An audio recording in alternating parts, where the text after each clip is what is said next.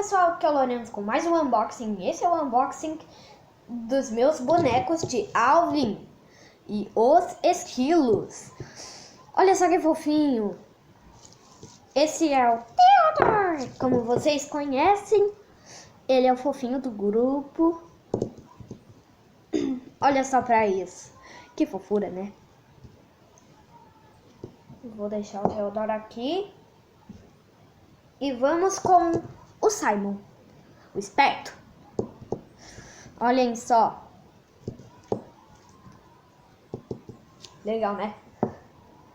Vamos para o Alvin, o descolado.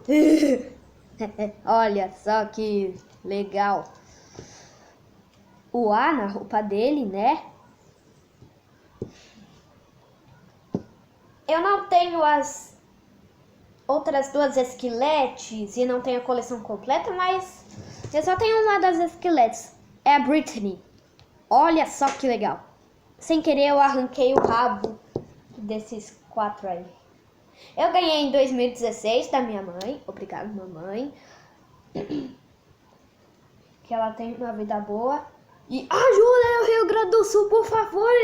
O Rio Grande do Sul tá indo por água abaixo. Mas deixa o like e se inscreve no canal se você ama Alvin e os Esquilos.